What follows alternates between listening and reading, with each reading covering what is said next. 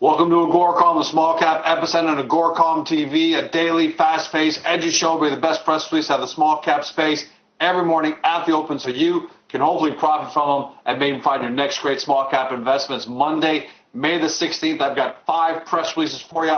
Let's get right into it with Fire River Gold, trades on the TSX Venture under FAU, FVGCF for our friends in the U.S., FWR for our friends in Germany.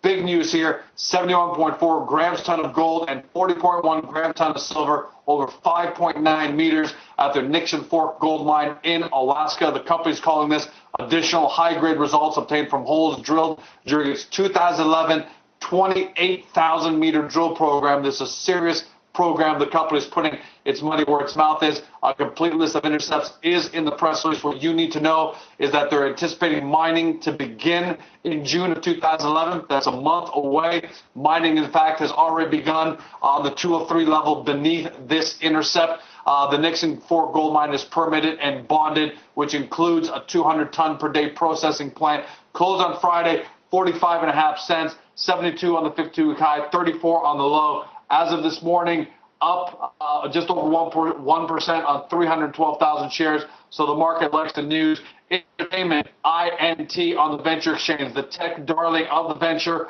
for 2011, announces that their Ortsbo, this is big news, their Ortsbo, which is their real-time translator, is going to launch an email plugin for Microsoft Outlook. That's called Or4O, or that's Ortsbo for Outlook. That's big news.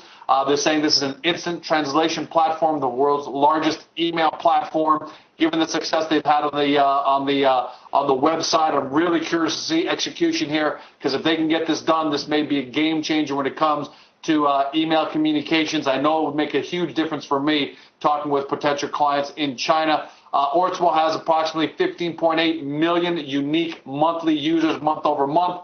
They'll be launching it at their online live stream chat event with Gene Simmons and Paul Stanley of KISS at their KISS Live and Global on May 20th. Go to ortsbo.com or kissliveandglobal.com if you want to be a part of that. Ortsbo will initially make up to 10 million copies of O4O available on a global basis to consumers and business.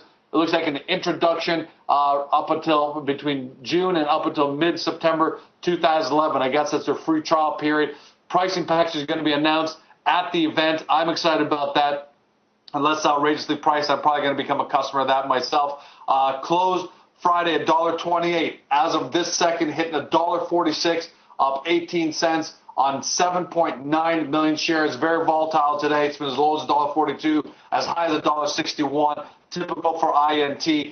Great news out of David Lukacs and his group. U.S.-China Mining Group, SGZH, a Chinese leader in coal production exploration in the PRC, put out their first quarter numbers. Net sales, $22 million, up 77%. Net income, $4.1 million, that's up 92%. Earnings per share, 22 cents.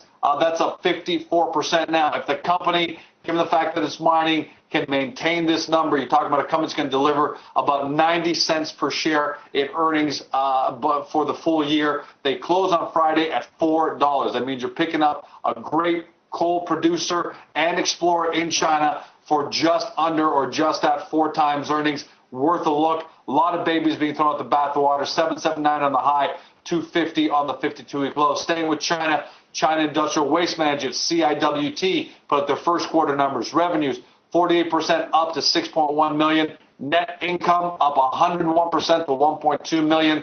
Diluted earnings per share doubled to 8 cents. That's significant because they closed on Friday at $1.08. Again, if you extrapolate these numbers, that's 32 cents for the year. Now, that is a big assumption. They could actually go higher than that. They could go lower than that. But if you're working on just this quarter assumption, you got to do your due diligence at 32 cents. Again, you talk about a company between about 3.5 times earnings, this environmental services and solutions provider in China. Staying with China and the green theme, China Green Material Technologies, CAGM, put out their first quarter numbers. This is a company that makes biodegradable disposable containers.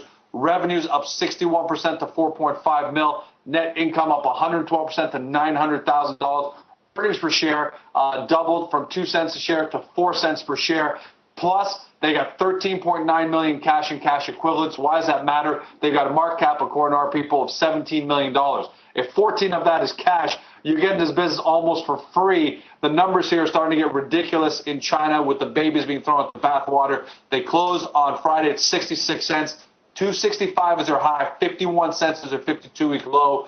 And if you look at 4 cents per share, extrapolate that over the year, that's 16 cents. You're going to pick up a company again, looks like 4 times earnings. I'm seeing a bit of a pattern here and wondering if this is going to be the bottom for Chinese companies where you may be able to make some incredible purchases. I'm looking at it really, really close. That's a wrap. As always, quality over quantity, 5 great press releases for you.